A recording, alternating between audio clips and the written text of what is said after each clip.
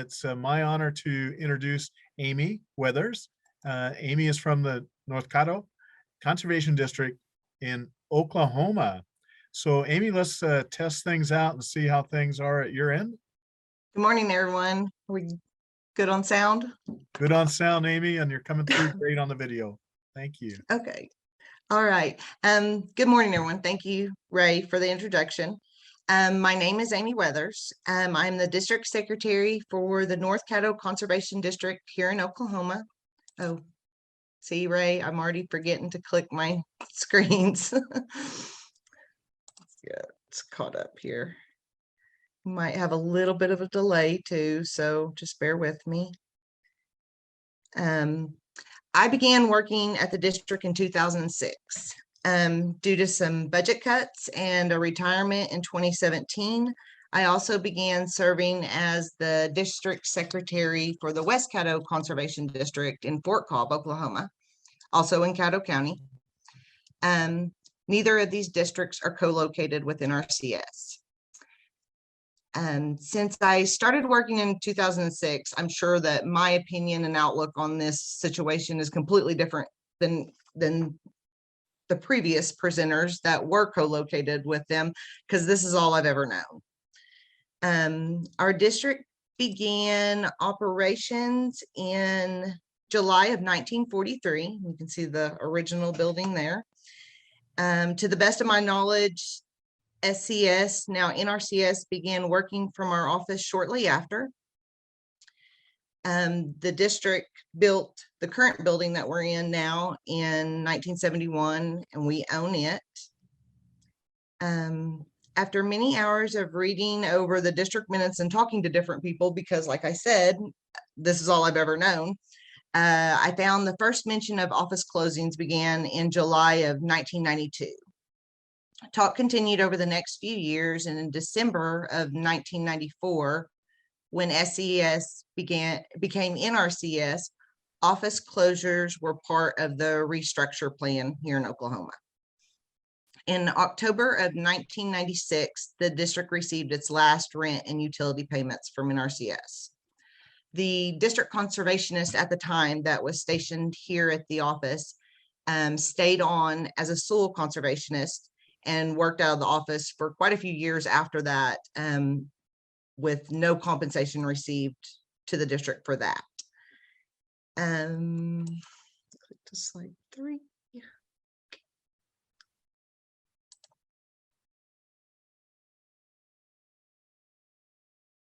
Well,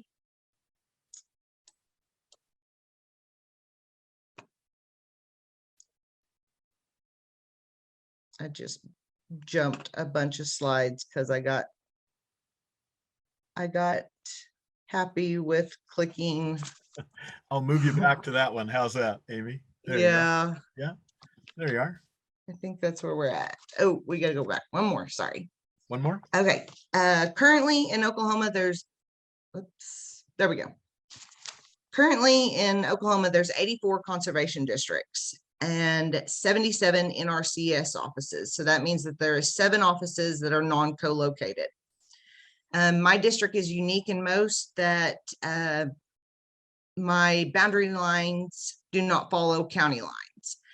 My northern boundary, as you can see up here, it follows the South Canadian River.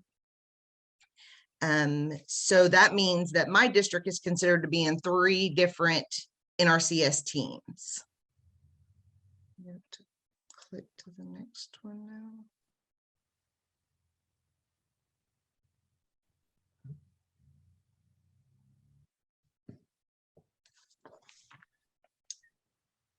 Figure out why I'm not being able to do it today. Yeah, that's all right, Amy. Let me I'll advance them for you and you tell me when to go. Yeah. Okay. All right. That sounds good. North Caddo consists of 138,240 acres of Caddo County land, 32,000 acres of Blaine County land, and 58,114 acres of Canadian County land. North Caddo is one of 3 districts in Caddo County and Blaine County. The benefits of not being co-located. One thing that I might might not seem like a benefit at first, but turns out to be an advantage, especially in the current economic climate, is the fact of not being co-located has required the district to become more self-sufficient. The board had to find ways to increase income while cutting expenses. This is where the district equipment and seed sales have become so important, not just providing for producers with needing equipment, but also to pay our bills so our doors stay open. Our district has 2 Brilliant drills, a 15-foot no-till 1590 drill, 4 John Deere 450 drills, an aerator, a hay shredder, a Bermuda grass springer and digger.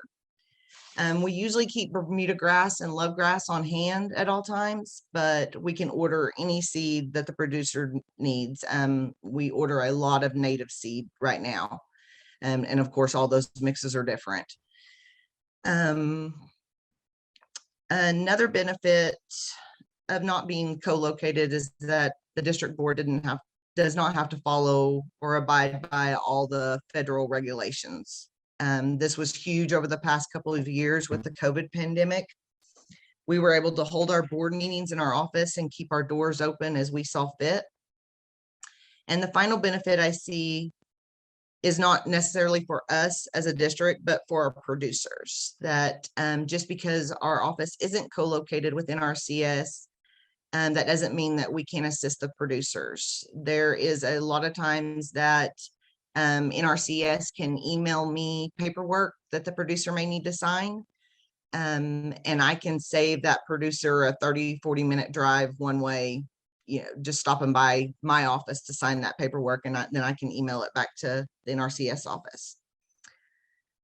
The drawbacks, of course, first I think would be the financial strain it put on the districts.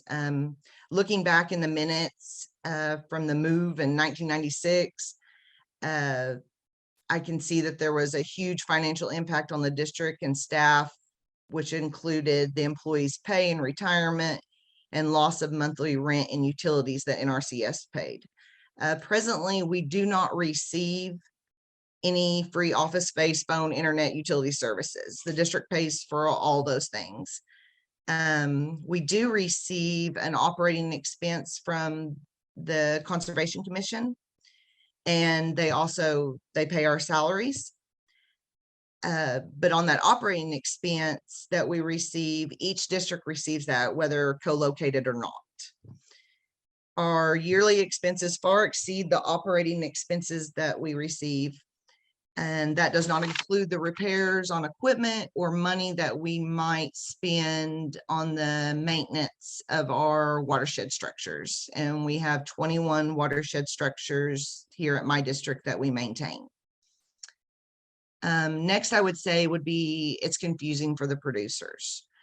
A producer will come in and, we'll get to talking and he'll tell me he's signed something, but he has no clue what it is. And I don't know. So, and the last would be that there is sometimes that lack of communication. I don't think that would happen if we were co-located with Nrcs or had access to their computer systems. But like I said, a producer will come in and have a question, and usually I have to make a phone call to Nrcs myself to find out the answer for him. The recommendations on not being co-located, of course, the first thing would be to have a good relationship with your partners. I'm fortunate that I have a great relationship with all the Nrcs employees in my team, but I do know that there's other districts that aren't as lucky as I am. We promote their programs. They help promote our programs and events. It's just a great partnership we have with them. Next would be the outreach. We co-host field days, landowner watershed meetings, outdoor classrooms, women in ag conference with Nrcs.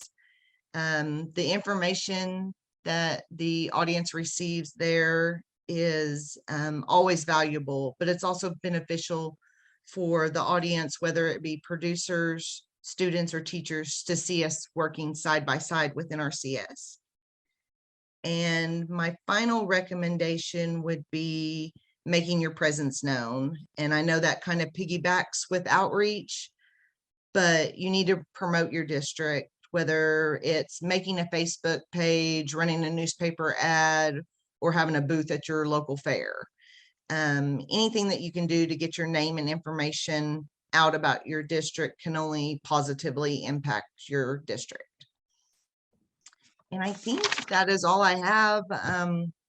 I'm sorry if I said a lot. I'm kind of a nervous speaker. I don't do this very often.